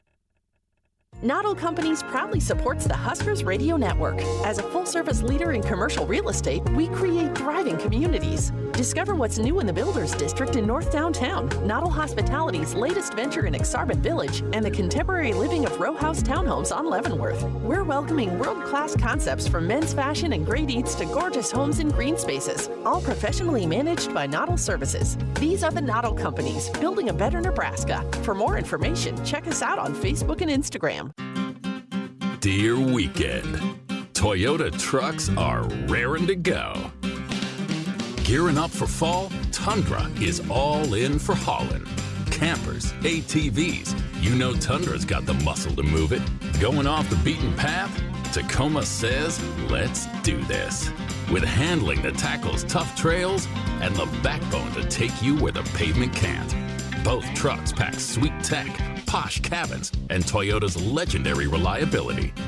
So whether it's a fishing trip at dawn, tailgate at noon, or a remote sunset at, well, sunset, these trucks are built to make every weekend epic.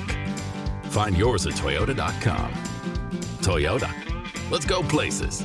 See your Omaha Metro and Lincoln Toyota dealers, Baxter Toyota of La Vista, Baxter Toyota of Lincoln, Corwin Toyota of Bellevue, or Village Point Toyota of Omaha. And now, introducing the starting lineup of your Nebraska Huskers. Starring Allo Fiber. At number 1, Allo Internet. At number 2, no satellite dish required. DirecTV through Allo. And at number 3, Allo Mobile. Allo Fiber, the official internet, TV, and mobile partner of Husker Nation. Level up your game and go to allofiber.com/Husker Radio. I would have never had the chance to see my daughter become a doctor. Because my mom wore her seatbelt that day, I get to hug her when I go home. And then it clicked. Because I wore my seatbelt, I learned that one moment in time can change a person's life forever. Brought to you by NDOT Highway Safety Office. The day we were hit was the second to last day of our high school careers. We were about to graduate as best friends together. And then it clicked. Because we wore our seatbelt that day, we still get to experience life together. Brought to you by NDOT Highway Safety Office. The Honda Accord from Woodhouse Honda is more than just a reliable sedan. It's your everyday upgrade. Lease the 2025 Honda Accord LX for $199 a month for 36 months and 10,000 miles per year. Shop in-store or online at woodhousehonda.com today. With approved credit, tax, title, license extra, security deposit waived, $3,000 down plus first payment and $299 doc fee due at signing. Stock number GH250127. Offer expires March 31st, 2026. See dealer for details. The Huskers Radio Network Broadcast Center is sponsored by Akrs, the Midwest premier John Deere dealer, supplying the equipment and service to advance agriculture and much more. Akrs, solutions for every field. Well, last week when we didn't have shows and Kyle was giving me a hard time about chasing everybody down for interviews, I did just that, including getting the number 1 KC in town. Kyle Cunanan couldn't run away last week. Sorry, Kyle. So got the kicker talking all things special teams last week after practice. Here with Kyle Cunanan. Well, first few days of practices in the books. How have they gone for you? They've been great. We've really been tackling and focusing a lot on technical work, just kind of the things that go into putting everything together. And thus far, it's been phenomenal. Everyone's learning, getting better, and it's been a great atmosphere. Solid first season for you as a starting kicker here at Nebraska. When you kind of closed the chapter on last season, how did you evaluate what you did and kind of, I guess, go about diving into last season and going into this season, what you wanted to improve on? You know, I had some goals for last season. It was at least 85% on field goal and making everything inside the red zone. Every time we kicked at least. And we achieved the second one. We were close to the first one, 84%. So just kind of building on that, kind of looking at some technical things, working on just form and that kind of stuff, just to really put myself in the best position we can to be just as successful, if not more successful next year. You know, it's cool to look back on this past season and see that we were successful. But at the end of the day, we have to keep going forward, and it's about what's ahead now. Some more moving pieces again with the units. So what goes into that here in the spring for you guys to get comfortable and again building that chemistry so that the operation is smooth come fall? You know, you hit it pretty good. Just working together, getting reps with each other, building that chemistry. The timing's gonna be a little different. We have a different snapper. Jack's been doing great so far, and you know, just little things are going to feel a little different, and the more kicks we get together, the better it's going to be, the more smooth it's going to be. And thus far, we've been getting a bunch of reps together, and it's been really good. Brett Maher taking over in charge of the special teams. You're obviously very familiar with him. What makes you believe he can lead this thing and do a good job leading the special teams unit, not just the kickers? You know, he's seen a lot. He's been a part of different teams in the NFL. He's been in Canada. He played here. So he's been able to learn from a lot of different coordinators around the country at the highest levels. And he can apply that into what we're doing here. There's no doubt in my mind that we have all of the tools that we need to be a super elite special teams unit this coming year. And, you know, his experience it's hard to it's hard to top. He's seen it all. He's been a part of it, and you know, he brings the aspect of being a player as well. He kicked in the league, and he was coached by great coaches, so he also knows what works and what doesn't work as from a personal standpoint. So I'm super excited to see him in that role and move forward this year. How has he been just leading the practices and you know, in the meeting rooms, and just how he's so far, it's early goings, put his stamp on leading things in terms of special teams? You know, he's been great. He's definitely stepped up, has a lot more of a voice now, and all the guys are adhering to it well. He's bringing his own kind of little things into the meetings and stuff with different analogies and kind of different ways of looking at things, things that helped him and things that have helped his units in the past to be successful. And they've been really cool. It's super relatable, and I think everyone is learning and adhering to what he's been saying very well this year. So, you personally, what are some of the ways that he has helped you grow just in the past year? You know, he's helped me a lot on the technical side, with just kicking form, that kind of stuff. But he's also been super helpful with the 6 inches between the ears. Mm-hmm. You know, it's a lot of kicking is mental, and he's seen it. He's seen a lot of it, and he's been in a lot of situations, so he can relate to what we're going through, kind of what we're thinking.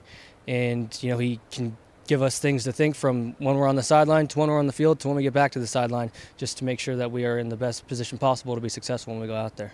So when you go into spring for your unit and what you guys want to accomplish, what is that? What are the goals for the kicking unit and what you guys need to accomplish here over these practices leading up to March 28th?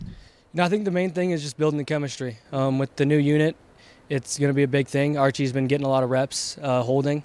So that's also been an adjustment. You know, we're all learning about each other. We're learning how each other operate from a kicking standpoint or an operation standpoint, and just really kind of cementing that in and trusting each other and building that trust so that when the time comes, there's no doubt that we have the tools to put it together and make it work. Did you learn anything that you needed to take away and build on and kind of implement here throughout, not just, I guess, throughout spring, but leading up to the fall that can make you even better going into next season?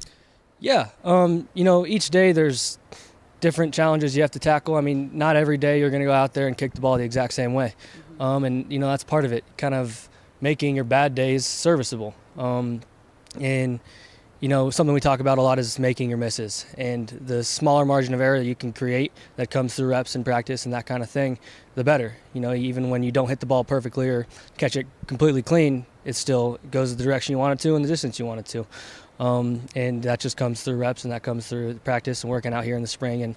And now it's kind of the time that we have to try different things, whether it's form-wise or that kind of thing, just because once we get into the fall, it's kind of go time. You don't really want to be moving a whole lot of things around, and you want to kind of cement something in. So now's the time we get to work on that kind of stuff and feel things out, work on different feels. And it's this kind of time is really big for taking steps, as opposed to in the fall we're kind of wanting to maintain where we're at, maybe obviously take strides in the right direction, but it's not as much of an improvement kind of look on it.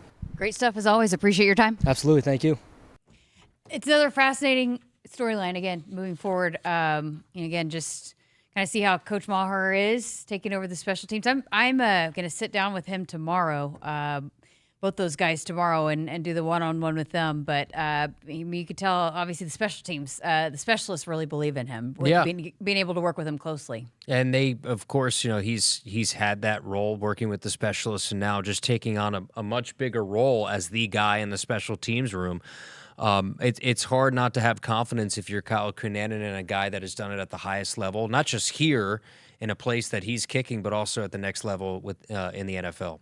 Well, Husker fans, the Nebraska football spring game is back in Memorial Stadium. Don't miss your chance to get a first look at the 2026 Husker football team at the Nebraska football red and white spring game presented by FNBO on Saturday, March 28th. Tickets are on sale now and start at just $5. Act fast as the price of tickets goes up during the week of the game. To secure your tickets today or for more information, visit huskers.com/tickets. Well, we're going to get to a break. Back to wrap up the show next. What does it mean to be locally owned and operated? For Cenex, it means everything. It means that we know if you take your coffee to go or if you like to stay a while. It means we've helped Little Leagues get jerseys and local festivals get funding. It means we know what our communities need. So you'll always leave Cenex with a full tank, full of snacks, or full of smiles. Or all of the above. And that means the world to us. Cenex, powered locally. Hit us up on the text line. Text 402-413-2400 with your Husker thoughts. Born with power. Tested by time. It's Ford Truck Month. Woo! And this is Ford F-150, part of F-Series, America's best-selling trucks for 49 years straight. Hop in and drive the Stampede. Get $6,750 cash or 0 for 60 with 0 down and no payments for 90 days, plus $1,000 cash on F-150. Get to Ford Truck Month. What does it mean to be locally owned and operated? For Cenex, it means everything. It means that we know if you take your coffee to go or if you like to stay a while. It means we've helped Little Leagues get jerseys and local festivals get funding. It means we know what our communities need. So you'll always leave Cenex with a full tank, full of snacks, or full of smiles. Or all of the above. And that means the world to us. Cenex, powered locally. The Huskers Radio Network Broadcast Center is sponsored by Akrs, the Midwest premier John Deere dealer, supplying the equipment and service to advance agriculture and much more. Akrs, solutions for every field. Welcome back to Sports Nightly. Final segment for us, but it's still an hour and 8 minutes until the pregame show. Yeah. And 2 hours till tip-off. I'll be up tonight. I don't think I'll need caffeine to stay up because I'm a night owl. So this is like prime time for me. I feel like the bubbler's hitting me. I'm got a little shaky here over the last couple. Yeah, but it's gonna wear off before tip off. I hope so I don't hit a crash. I think you might. I hope I don't. But okay, so big one coming up tonight. UCLA again. No team has had success knocking off both USC and UCLA on the West Coast trip this season. But it would be a big one for Nebraska tonight because with a win, you secure the 4 top 4 seed in the Big Ten tournament, and you wouldn't have to play till Friday night. It would be a big one. And again, keep winning, and not just for the Big Ten tournament, but with the NCAA tournament and seeding, you win out, and it continues to help the cause there. Yeah, there's still so much to be decided in terms of their seeding. You most likely could be as high as a 2. But it starts tonight, and it continues to finish the regular season with Iowa. And then, like you said, hopefully you've positioned yourself to be a top 4 seed and get that triple bye in the Big Ten tournament and get some extra rest before the conference tournament. I think the key tonight, you have to find a way to get off to a faster start. Some of these first halves that they've had, they had an abysmal first half for the most part against USC, but you only found yourselves down 5. I think a tough start could put you down double figures against a team in UCLA that's 16-1 on their home floor. They beat Illinois not too long ago on their home floor. They've played a lot of good teams tough. Played Arizona tough earlier in the season, who's a team that's been one of the best in the country throughout the year. So this is a tough place to play in Pauley Pavilion. I think best case scenario, get off to a good start, try to find that full 40-minute performance, and then have Mick Cronin post-game say whatever quote he's going to say that's going to go viral. Right. I'm not so sure UCLA is a total lock either for the NCAA tournament. I mean, not just a done deal. If they lose out, I don't know if they're in. So that's always a dangerous team to play down the stretch, too, that you feel like your life's on the line and you need to win to continue to lock in that spot in the NCAA tournament. And Nebraska is now a big resume game for opponents, right? Yeah. Where it wasn't in the past. But for Nebraska, you look at it, it's another quad 1 opportunity, a true road game. I believe on the road was it top 75 RPI for it to be a quad 1 game on the road. So it's another quad 1 opportunity. You'll have another quad 1 chance with Iowa at home. So you have two resume boosting opportunities. But you're right, UCLA is going to have the full attention of Nebraska tonight. And UCLA, they need this one for their tournament resume. So it's going to be a big one for both sides. I was reading an article going into this one, and it was from the UCLA perspective. And the first line it was on 24/7 for UCLA. It said, "This isn't your father's Nebraska basketball team." Yeah. You probably could have written that article in November, December, January, February, and now in March. So maybe the news just got out to the West Coast. Well, I mean, it's the first time they're playing, so. Yeah. Well, it ain't your father's Nebraska. And this is a different team. I think the way that Price is playing at an elite level, I think he'll be Big Ten first team when it's all said and done. The way he's trending at the right time, I mean, he's just – what was it, third 30-plus point game he had the other day. They're finding new ways to get him open, working him off of screens. We saw the Iowa game. It was tough for him to sort of maneuver and get open looks and open shots. So, and with him being the focus of a lot of scouting reports, you're getting a lot of easy twos. You're getting a lot of paint points. You had 44 points in the paint the other day against USC. So you're getting a lot of easy looks at the rim because there's so much attention that's been paid to Price. Little interesting in comparison, though, UCLA hasn't been the best rebounding team in the Big Ten. Obviously, Nebraska has struggled in that area at times. And then also UCLA doesn't turn it over very much either, and neither does Nebraska. So it'll be kind of a battle of the strengths there in those two areas. And it's their senior day is tonight, by the way. Since when do we have Sandstorm, by the way, heading off? Oh, I can't hear. Yeah. We got Sandstorm rocking I don't now. hear it because you have it in your ear. You know, in New Jersey we pump our fists, not our gas. You know, in New Jersey you don't pump your gas in New Jersey. We only pump our fists like in the club. So that's what I'm doing right now for those Jersey listening Shore. on radio. That's right. Taking it back to the Jersey Shore. I love it. Oh, boy. I'm ready. All right, let's go. We got another hour to wait for even the pregame show. But we got the marathon Just saying, continuing. coming up. Marathon continues here in an hour for the pregame show, 9 o'clock with Kent and Jeff, and then 10 o'clock tip for Nebraska basketball right here on the Huskers Radio Network. We got a full 2 hours of Sports Nightly coming up tomorrow night. We've also got Husker baseball on the air tomorrow, Husker women's basketball. So, hey, we got an all-day affair tomorrow. Have a great night. Hit us up on the text line. Text 402-413-2400 with your Husker thoughts. I got to see my brother get married. I would have missed my dad's birthday. Because I wore my seatbelt, I had the privilege of being part of his special day. I got to go home and see my family again. Does it click yet? Brought to you by NDOT Highway Safety Office. I would have never had the chance to see my daughter become a doctor. I was able to go to my brother's graduation. I wouldn't have adopted my first pet. And then it clicked. My seatbelt saved my life. Does it click yet? Brought to you by NDOT Highway Safety Office. It's another new year and another exciting edition of the Nebraska Lottery's popular Cash Blast promotion. You know how it works. Until March 24th, buy a 2x2 ticket and get a voucher. Enter online for a chance to win a $5,000 or $500 weekly prize. And if your winning voucher is from a 7-day draw ticket, your prize is doubled. So start out your 2026 with a bang. Enter the Cash Blast promotion today. 2x2 top prize odds are 1 in 105,000. Once a year, a rhythm thunders across the countryside. It can't be tamed. It can only be driven. It's Ford Truck Month. Let's ride. These trucks, they haul, tow, and conquer everything in their path. So hold on tight and drive the Stampede. The Stampede is running at your Midwest Ford dealers. Get 0% financing for 60 months plus $1,000 cash on Super Duty. Get to Ford Truck Month.